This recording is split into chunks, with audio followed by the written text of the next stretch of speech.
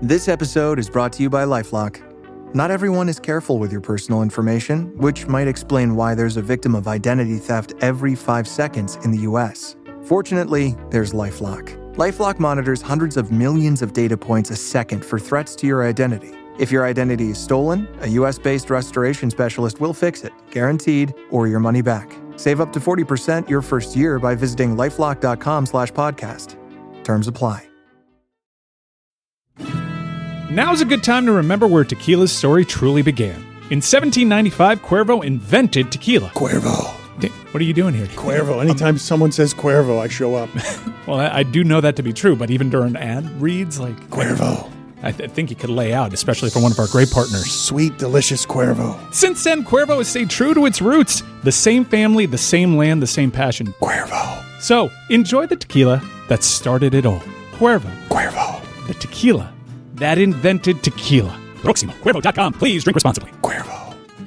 Shadow Show. Shadow Show. Shadow Show. Shadow Show. Shadow Show. Shadow Show. Shadow Show. Shadowing it. Shadowing it. My dad has kind of become a diva with the days of the week that he works. If he's scheduled for one day, he says, why not 2 this week? If he's scheduled for 2, he's like, oh, 1 would have been nice. If he's scheduled on Tuesday, he's like, oh, so just Tuesday? If he's scheduled on Monday, Wednesday, why no Tuesdays? It's just, you can't win with this guy. Well, it used to be Greg Cody Tuesdays. That was like a thing, and now it's like willy-nilly. So I'm just trying to figure out, trying to read That's the Wednesday. temp, you know. Wednesday is willy-nilly. It's wild willy-nilly. Tuesday used to be Greg Cody Tuesday. Yeah, what happened? I'm convinced, I don't know if this is true, Mike, you will have to tell me what is true or not true of the Stugotz negotiations, that Stugotz negotiated into his contract that he could just skip the days when the Knicks embarrass him. He won't be in much. Because he was supposed to be in today. He's going to be in tomorrow, but I assume that he's not in today because he's just trying to avoid what will be a hysterically laughing day, the biggest day of the Heat season. The basketball season concluded for Heat fans with Game 6 in Indiana. That concludes our interest in anything to do with basketball, and understanding that OKC will win the championship easily from here. I feel like this is one of the rare times I feel a little young in the show. Like, not young in age, but young in show experience. I don't think I ever witnessed strident Knick fan Stugotz. I've missed that era completely. So when you're talking about, oh, he's avoiding the tears, I'm like, was Stugotz even like the Knicks? He was pretty strident during this series to a frustrating end, because every time they would suffer a loss and he was scheduled on the show, he's like, oh, no, the Knicks are better. I know that we're better. And now we don't actually get to have the satisfaction of him realizing that, no, you're not better than the Indiana Pacers. It's a bummer. It's pretty clear that they weren't. That Game 6 was... It was clear that they weren't when he was saying that as a defense, but I don't know if it was coping or just not wanting to give people the pound of flesh. They when they lost the first 2 games, there's an argument, much as Boston had the argument, like, look, we were up. Sure, they beat us, but we were up. They're like, we outplayed them for most of the game, and then they had a hot little streak, and that was cute. Like, you could still convince yourself of that in the early parts. I don't think it's so far-fetched, even though they did that series should have gone 7 games. Like, one of the most miraculous shots in the history of all of sports went in. Yeah, I also don't want to minimize it by just saying the shot. Like, Indiana did so much, many improbable things to put themselves in position for one of the more improbable shots. It kind of sucks for Aaron Nesmith. I know we talked about this last week. Like, he's the one that won Game 1. Not like Halliburton hit a shot to tie. Understood. But Nesmith was the one that went crazy. Wasn't a 10-point lead with a minute left? They were up 9 with 52 seconds left. Like, that's a game. That series should have gone 7 games. We should have been able to eat on a live stream tomorrow night the Knicks losing at home. That Game 7 in Madison Square Garden. I'm bummed that we're missing out on that. But we said it hours after that shot went in. People are going to forget. They trailed in overtime. People are going to forget the path that they got to make that shot. All they're going to remember is that shot. It's kind of like the Ray Allen shot. No, they played an entire game after the Ray Allen shot. Can I make a confession here? I love NBA basketball. The playoffs have been amazing. I can't wait for the finals. I'm glad we didn't get a Game 7. I get 4 nights of just this right here. Like, what's on Disney Plus tonight? Oh, Paramount Plus. Oh, Mobland finale. I get to live a life and not have to worry about, okay, well, this is what the Knicks need to do and da-da-da, and be kind of consumed by Same. Dude, this weekend the Panthers were off. It was nice. Isn't it nice great. to It just was be like, great. there was nothing that I needed to pay attention to. Yeah. By the way, Mobland, that's a killer show. Oh, I mean, literally. literally, yeah. I love that. I just discovered it and immediately fell in love with it. It's great. Oh my gosh. Love Mobland. It's fantastic. Why are you being such a diva, Cody? Cody's been this since the newspaper days. When he'd get sent to Buffalo with the Dolphins, he's like, why do I got to go to Buffalo? When he wouldn't get sent, he'd be like, I should be going. Why am I not I know. allowed? Yeah, the low point was when I started thinking that my column should be played out front above Edwin Pope's. That was really a low point for me, and I regret it to this day because I was wrong. But here's the thing. Greg Cody Tuesdays used to be a thing, right? Like I would say 80% of the references I get when I get a cameo request or something, cha-ching, is we love you on Greg Cody Tuesdays. That's our favorite day of the week. Right. And what happened? What happened? What happened to Greg Cody Tuesdays? Where did it go? GCT Added to it. used to be a thing. We've added to it. Yeah? Okay. Back in my day. All right. I'm just saying. Yeah. What are you saying? I'm just saying that GCTs used to be a thing, and now it's been erased. This is the Dan Le Batard Show with the Stugotz podcast.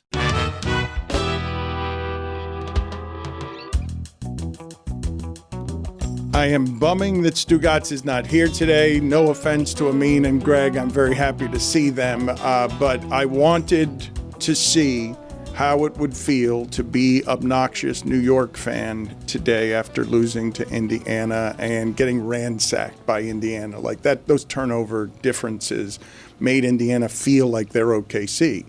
Just being able to play in the open court like that. But before we get to all of the games here, things are moving faster in the playoffs.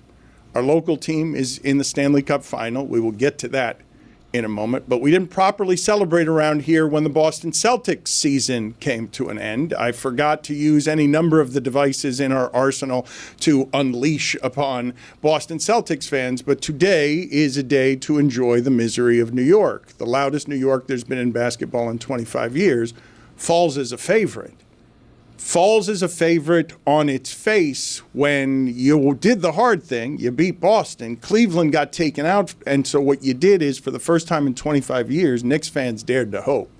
So when it collapses like that against a team you were favored to beat, a team you were better than all season, now you get to a point where OKC, the best record since the start of the year, are OKC and Indiana. We know this, right? 53-13, OKC, Indiana's 46-18. So they've both been very good since January 1st. But I want to celebrate here, and Stugotz isn't giving me the right. This is delayed. This is a delayed celebration. This is the suffering of Boston fans. Find somebody who would represent New York so that we can just have Ben Stiller. Is it Ben Stiller's Where's face? Sam? Yeah. We need that pound of flesh. That's some tears. You want Stugotz's tears. I don't think Stugotz's tears will be good. Sam Morrill's tears? Oh my God. I don't know, Stugotz. You have to differentiate. The New York Jets beat the life out of Stugotz, but he honestly was putting all his emotion into the Knicks. I think he really bought. This is finally the year for the New York Knicks.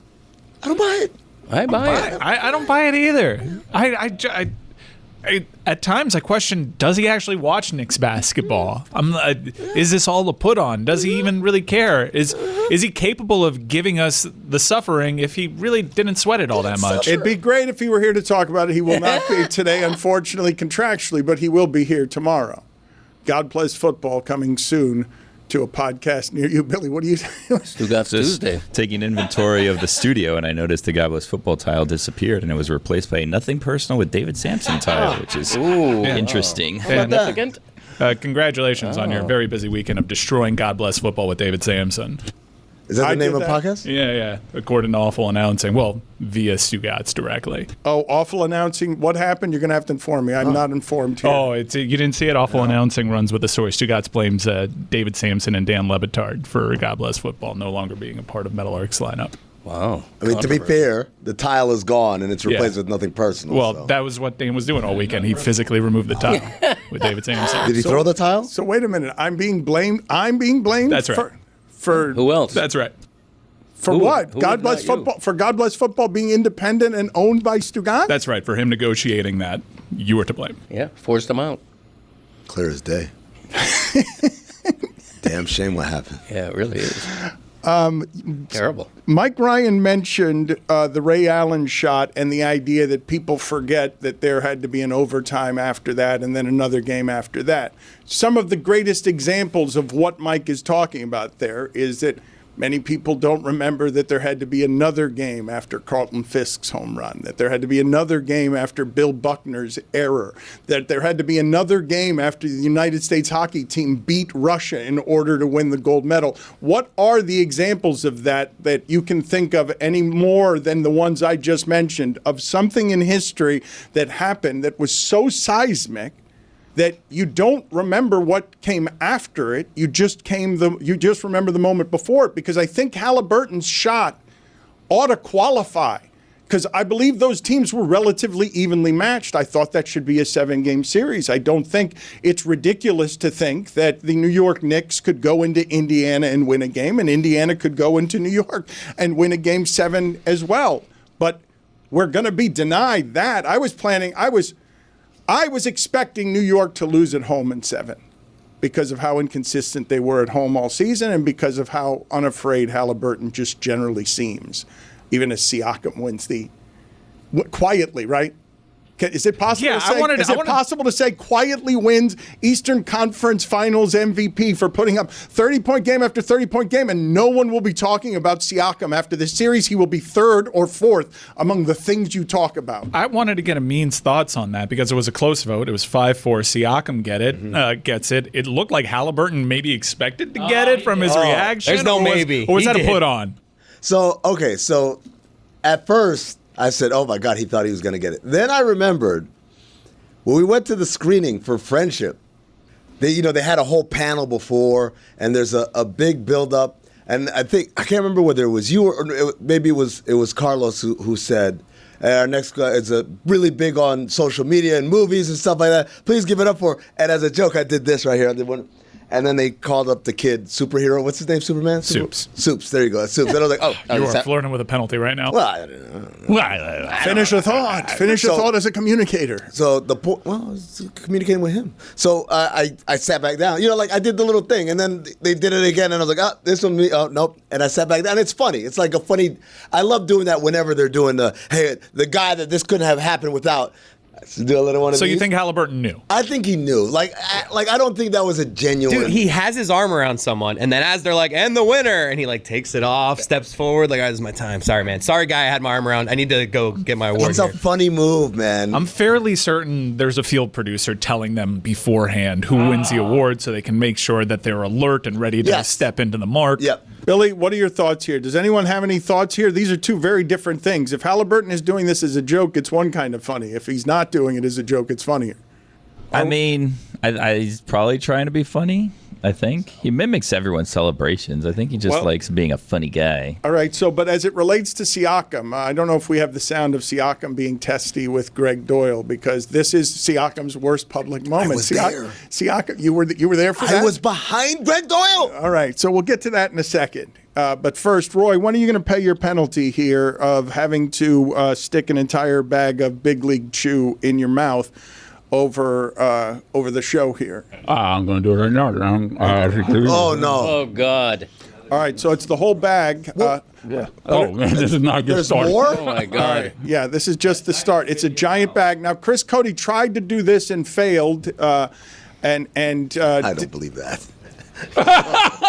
Come on. He failed. He failed at putting something in his mouth. Well, he swallowed it. So. Oh. It's a lot of Big League Chew. I don't think it's safe to do the entire bag in your mouth at once, is it? I believe that whole bag will make it very, very difficult for Roy to speak after that.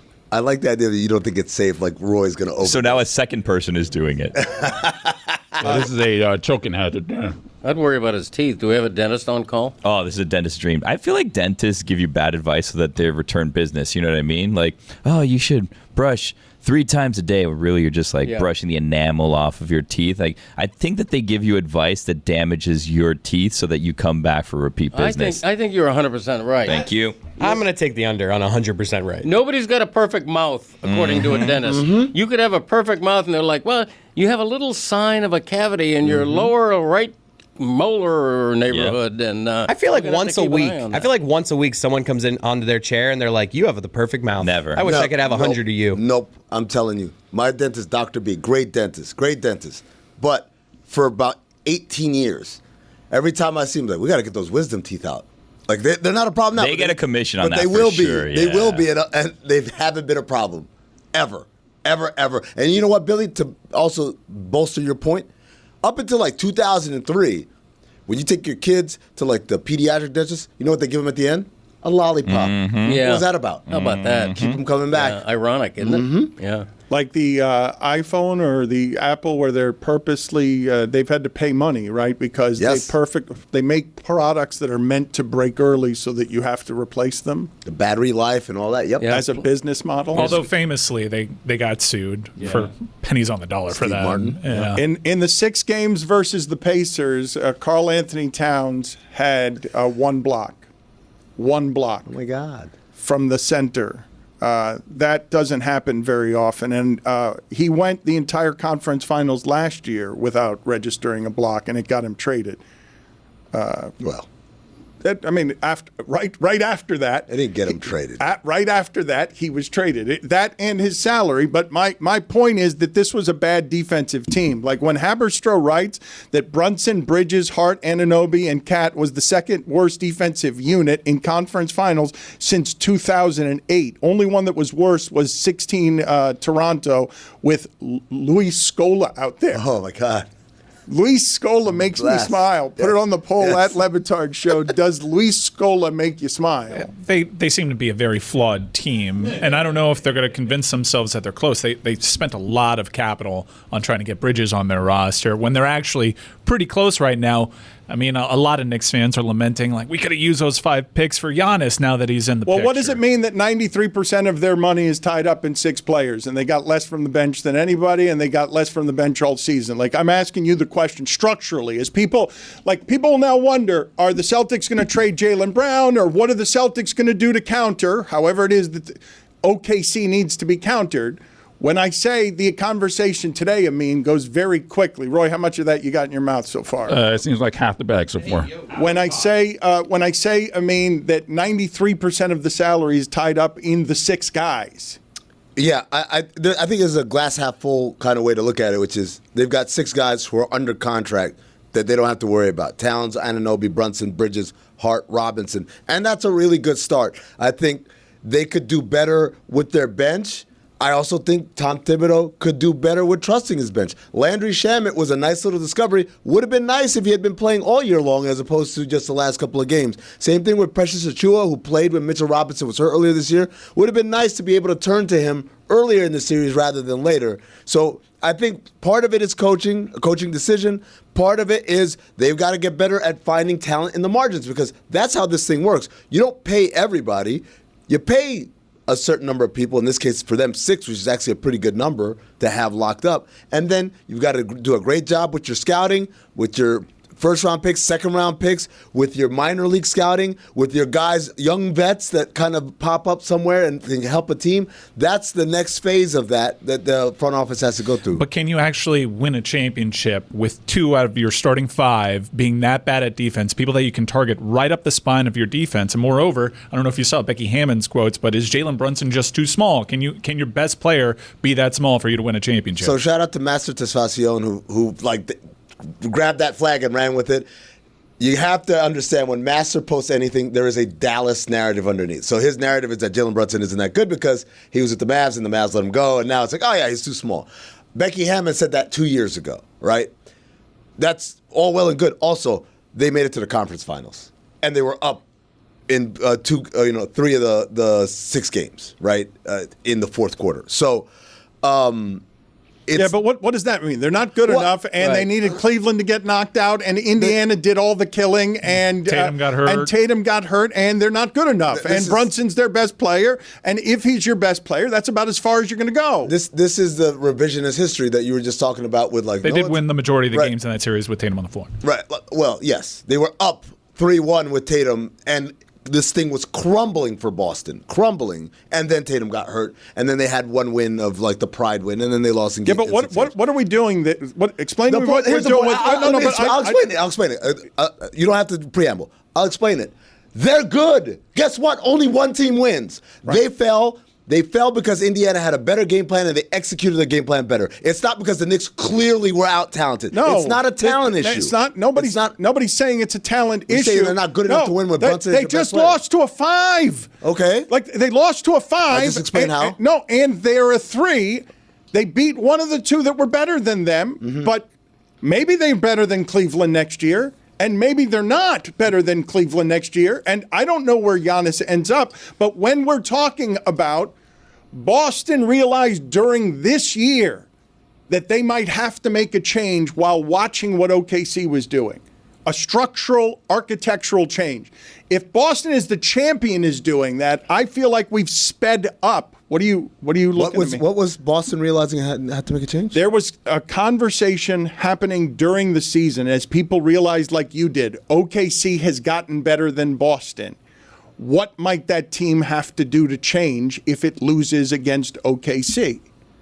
No, that's not a conversation that was happening. So it's a conversation that's happening now, is it not? It was a conversation that was really tied to the purchase price because they had to avoid the luxury tax. It was all a money conversation. Okay. It has nothing to do like, oh my God, OKC's really good. Their elimination has changed it, though. Yeah, well, of course, and Tatum being hurt and being out for the next year changes it.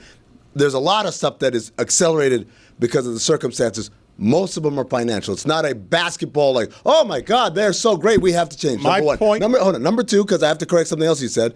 Indiana was a 4 seed, not the 5 seed. Number 3, Indiana had the best record in the NBA outside Oklahoma City from January 1 on. So when you frame it as, oh my God, the Knicks should. No, they shouldn't have.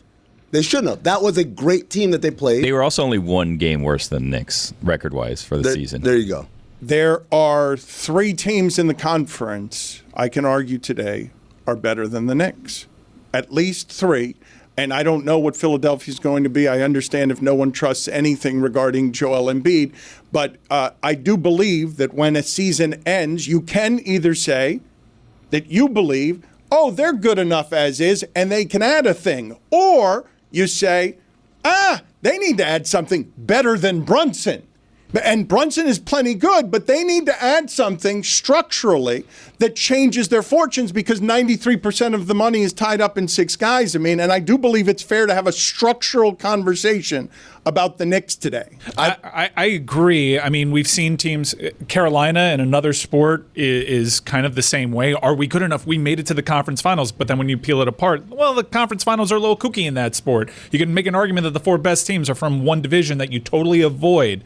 New York has been in this position before, and they traded away popular players, Hartenstein, DiVincenzo, guys that were really making contributions, and they realized that they have to be aggressive. Now, it's a bit different because they have a hand tied behind their back because they just gave up 5 picks for Bridges. Yep.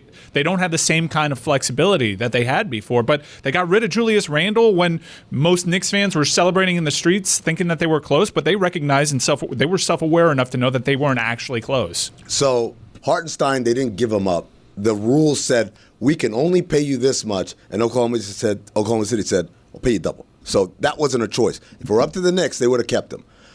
The Bridges trade, that's if you want to pick on the Knicks front office, that's where you go. Because at the time I said everyone was, it's the power of friendship. I said, it's not about friendship. It's a Toyota Corolla. You don't pay $500,000 for a Toyota Corolla, even if you know there's $1 million in gold bricks in the trunk, because it's still a Toyota Corolla, right? And in that sense, you spent that $500,000 or 5 first-round picks on a Toyota Corolla, and now there's a Mercedes on the market. And you're like, if only I had $500,000 on me. Howdy, listeners. It's Mike Ryan. That temperature, it's starting to turn up a little bit. Maybe you're going out on the boat. Maybe you're having a pool day. Maybe you're just hanging out in your backyard, your patio, and you're grilling. Oh, you're prepping the meats. You're looking at the family. You're enjoying your time with the friends. And guess what's in your hand? A Miller Lite. That's right. Miller time is the best time, especially when the temperature starts ticking up a little bit because you have a beer that's brewed for people like you and me, people who love their beer, and it cools your body down. I've been stocking the cooler with it for years, and for good reason. It's brewed for taste. only 96 calories, and 3.2 grams of carbs. This year, Miller Lite turns 50. That's 5 decades of cookouts, laughs, and ice-cold moments that never miss. The original light beer, and it's still my go-to. Miller Lite, great taste, 96 calories. Go to MillerLite.com/Dan to find delivery options near you. Or you can pick up some Miller Lite pretty much anywhere they sell beer. Cheers to 50 years of Miller time. Celebrate responsibly. Miller Brewing Company, Milwaukee, Wisconsin, 96 calories and 3.2 carbs per 12 ounces.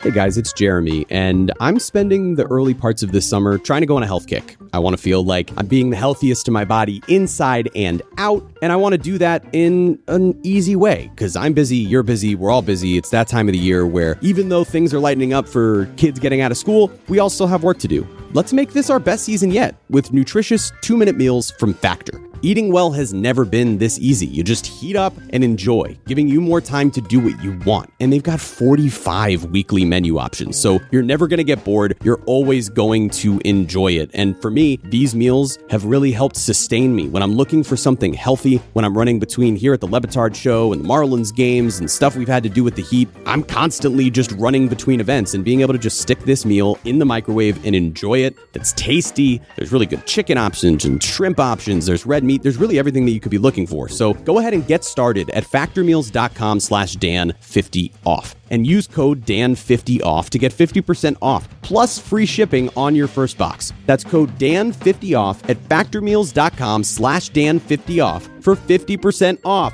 plus free shipping. We all think we know where our money's going until you actually look for it. And it happened to me between food delivery, teething rings for the baby, random Amazon orders. Life and things add up fast. That's where Monarch Money comes in. It's like having my own personal CEO, but one that doesn't judge me for ordering sushi 4 nights in a row. Listen, my wife really likes spicy tuna right now. What do you want me to tell you? Monarch brings all your accounts, credit cards, and investments together so you finally get the full picture. We started using it to track our spending and set goals that feel real. And you can see everything clearly, what we're spending, what you're saving, and what you should be doing. And it's not about restricting you, it's about helping you build the life you want. Whether you're juggling money solo or trying to get on the same page with someone else, Monarch makes it simple. It's why over 1 million households are using it and why the Wall Street Journal named it the best budgeting app of 2025. Get control of your overall finances with Monarch Money. Use code Dan at monarchmoney.com in your browser for half off your first year. That's 50% off your first year at monarchmoney.com with code Dan. Dan Le Batard. What do I got here? I got a Magnum condom. We won't get that out. That's shocking. Stugotz. Here's a picture of Christopher when he was like 3 years old. Right next to the condom. Yeah. As a subtle reminder. Never forget. This is the Dan Le Batard Show with the Stugotz.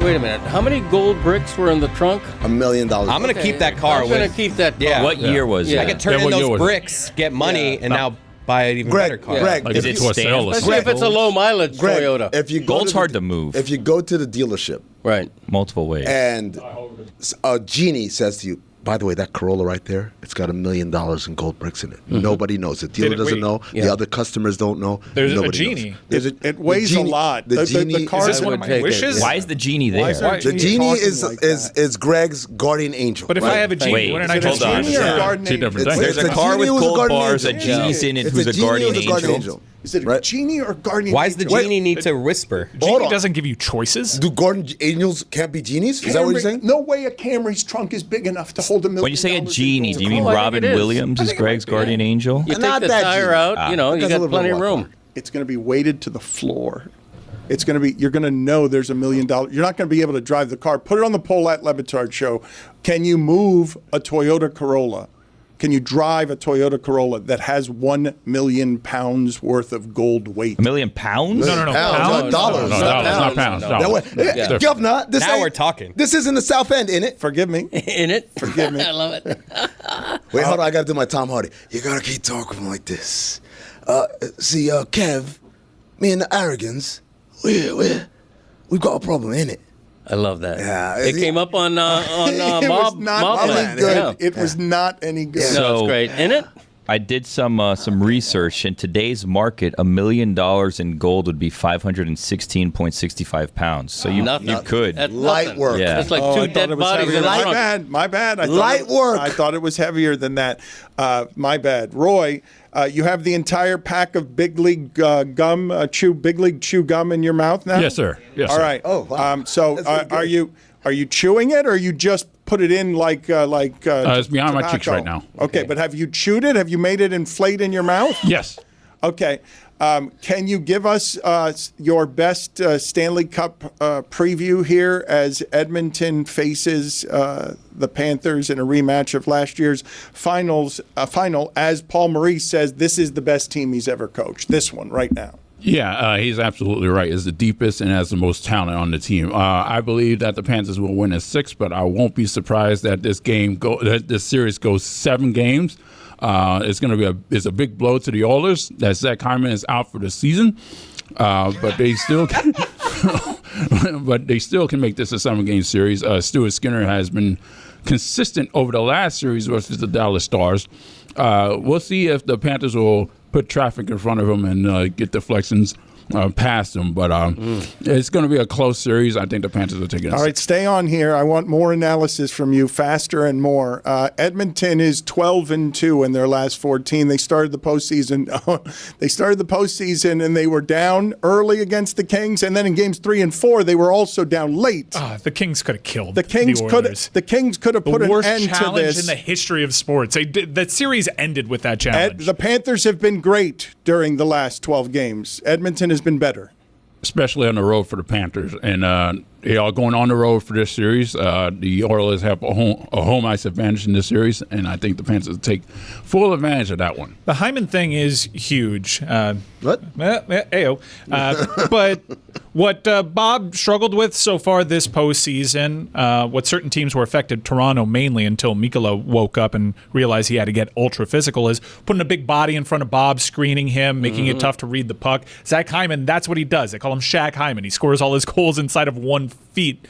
But now that he's out, what big body can they put up there? Is it Nugent Hopkins? He's very effective at that, even when he's not scoring goals for them at the same clip. This is a former 50-goal scorer, so Florida's benefiting from this injury, no doubt. Corey Perry is going to end up in front of the net as well, and he's been getting his goals that way. Yeah, he's been very good for them lately. This Google AI thing seems to still be figuring itself out because it seems as though $1 million in gold might only be 27 pounds, not 516. Yeah, when Dan started saying that, I'm like, it says $1 million of gold at today's market price would weigh approximately 516.65 pounds. This equates to about 83,083 troy ounces, or 27.46 pounds of gold. Now, is it pounds of gold or is it pounds of gold in it, governor? If you ever find gold, by the way, gang, if you're ever treasure hunting and you find gold, melt it down and remake your own bars, because if it's stamped and it belongs like to Spain, they're going to come and claim it. I'll just melt it down. No, you really have to find someone to melt it down, because if it belongs to like the Kingdom of Spain or like the Irish whatever, so they come and they like claim a lighter, it. Just like hold it up to a lighter. And just like, no, you'll see if it's coins. Find a cauldron. Yeah, no, you got to. Guys, I'm trying to help you here. No, it's really a curse to find gold because they come and they claim it, and you really get nothing out of it. He's right. You ever seen the movie The Score with Robert De Niro? Cauldron. Robert De Niro and Ed Norton, they get it, and then they melt it down, and they make it into like the bars on the ship. Hey, and everyone Norton. thinks it's just golden. What was that, Greg? Hey, Norton. Yeah, no, I heard that. What is it? Greg's right, though. Oh, it's Ralph Cramden. Honeymooners. Yeah, the honeymooners. The honeymooners. Yeah. Hold on a second, Greg. Roy, can you stop chewing gum long enough to get the Back in My Day live here so that we can now get on a Monday Greg Cody's live rendition of Back in My Day, where he tells us the inside reference that he was making there to all the 90-year-olds who are listening to our podcast. Roy got it. The honeymooners started airing in 1955. Yeah. No. So at Levitard Show is the poll question: is it really a curse to find gold? I liked his perspective on that. True. Well, they always come back and claim it. You don't want to if you find it, don't tell anyone, number one. And then two, melt it down and make your own gold, because you're not going to be able to do anything with it. That's when you need to start researching the black market and how you move gold in the black market. I don't even know how you would do it, because the internet these days, you search, how do I illegally move gold in the black market? They'll find you. Roy, you're giving me the thumbs up there. Launch. I mean, everybody knows who Ralph Cramden is, right? The world's most famous bus driver. Ed Norton was his neighbor. And, hey, Norton! You know, and so an actor named, it's almost like a Michael Art Jordan Carney. thing. Art Carney, right. Played Norton. Hey, Norton! It was like... That's really all you've got, huh? Can we transcribe this? I want to transcribe this and have someone else read it. Okay. Greg, Transcribe hold it on. word Greg, for word. Hold on. Okay. I know you're so good at this that you don't need to practice. Norton! I Back in didn't my say that. day. Hey, Norton! I want to see this in black and white. I need to see this transcribed. You haven't written a Back in My Day in a while. You continue to publicize your books here off of those books. old Yeah. recycled work. You haven't Right. done a lot of new. You're not cranking out fresh material. Sure. So I'm cranking out fresh books. I'll tell you that. I just bought a racehorse. Flew down here from Argentina to Miami, Isla Grande in quarantine right now. It went the other way. And then she's going to be shipped up to Ocala for some training. What's the name? Isla Grande. The big island. Now I'm just picturing like a plane full of horses, and like there's like a cart going down the middle. Like, you guys want some hay here? There's some hay. No, we have video. You should play the video of my horse. Yeah, you should. Boarding a plane. Because Just go run and get that for him. No, Yes. because we did this on his podcast, and it's not the horse boarding a plane. It's just the horse moving from one vehicle to another I know, vehicle. but How do it's horses? majestic. How do they like planes versus riding on the expressway? I think they like it because they disguise the plane. They try to make it look like they're just in a stall or something. They even put like a bale of hay there. Plus, Isla Grande had big earmuffs. Listening to music, I imagine those are like AirPods. Watching Mobland. It's like watching a show on Watching the flight. Mobland Okay. on the... Hey, Roy, can you feel your lower teeth rotting in your head? Yes. Okay, I'm just checking. But the other thing that occurs is that when you melt a gold brick, Yeah. why does it have to be made into a brick shape? Like, if you put it in a squirrel You can make it mold, into anything, You can yeah. make a gold squirrel. Like ice cubes, they have ice cubes with dimples like a golf ball. Why can't you do that with gold? It's a good point. I mean, it happened in, what was that Ben Stiller movie? The one where there was a hotel Tower Heist. So in Tower Heist, spoiler alert So for bad. everyone who's That's such a it's a bad classic. movie. Such a bad. It's No a wonder classic Stiller won't do the Thanksgiving show. movie. So anyone who watches Tower Heist will know this. If you haven't, maybe tune off now if you're getting around to Tower Heist. It came out in 2011. So Tower Heist, it was kind of like a Bernie Madoff situation where the guy came out and he ruined everybody's retirement. And what happened was he hid all of the money in a gold-shaped car that he had in his penthouse. And then it was painted so everybody thought that it was a car. But really, every piece of it was gold. So at the end, again, spoiler alert, Ben Stiller went, and everybody that had lost out on their retirement, he mailed them in the mail. He sent them like a mirror. He sent them like the steering wheel. And it was solid gold, all of them. Boom, retirement back. Then he went to jail. Spoiler alert. Well, he committed crimes. He had to do the time. Don't commit the crime if you can't do the time, right, There Greg? you go. That's exactly right, Billy. Only bet what you can afford to Anyway, lose. Greg, we were on the honeymooners, but first, I'd like to just retreat for just a moment. I'm the truly ignorant one in thinking that $1 million in gold would be heavier than it was. Yeah. You came up with like a crazy poundage. Yeah, I did. You said it weighed 1 million Yes. pounds. I mean, which gold is is absurd. famously very valuable. He said the car wouldn't be able to move it. What do you think weighs more, 1 million pounds of gold or 1 million pounds of feathers? Ooh, good question. it's- Wait, is it $1 million of $1 gold? million, sorry. Thank you. I was There. gonna say, all right, it's $1 million, Governor. So Isn't it? put it on the poll. Is it really, I know we put it up already, is it really a curse to find gold? Because Billy is maintaining, I just want to make sure I've got this right. You're maintaining that you would rather not find gold than find gold. I'm not correct? saying I would rather not. I'm just saying once you find it, then the treasure hunt has just begun. Now you need to move it. And how do you move it? Hey, by the way, friends, fun fact, Greg, because you mentioned the honeymooners. How many seasons do you think it had? I would say 6. It had 39 episodes. That was it. Yeah, but nowadays that'd be 5 seasons. Episodes. Good point. Yeah, 39 episodes. 39 episodes. This show's been so ADD that I've been trying for 20 minutes to legitimately get in with the Bartman game. That was a game 6. A whole nother game had to be played after That's a that. good one. That's a fine. That's an excellent one. Yeah, it is. Why is that a fine? For someone. I don't know. We don't even remember talking about that. Yeah, the barman game, that Yeah. fits. Yes. I was actually going to say Herb Brooks who's in the Herb Top 20 Countdown on my podcast. Because we're in the top 10, by the way. Because everybody. Wait. So it's top 20 herbs? Yeah. Dad, you want to give him the? No. I saw this the other day. I will continue to tell people that what Yeti and Chris Cody are doing with Greg Cody on very low budget is fun and funny, and it's a ransacking. And last week it was top 20 herbs. Well, it's every week. We revealed this week was, I believe, what, 8? I think we were down to number 7. I cheered when cilantro was number 6. Not to spoil it, not to spoil everything for everybody. Time. Come on now. Time was already used, I believe. Oh, okay. I don't believe it was. Okay, so there's still time. That's Rosemary. My bad. I'm thinking of Rosemary. Yeah, right. There's still time for time? There's still time for that. Do you realize how shitty your Honeymooners back in my day was? Do you want to give it another crack on what the Honeymooners was, or did all you have was Hey Norton to take us back to this 39-episode run through one glorious season of the Honeymooners? Well, that's how it came up, was Hey Norton.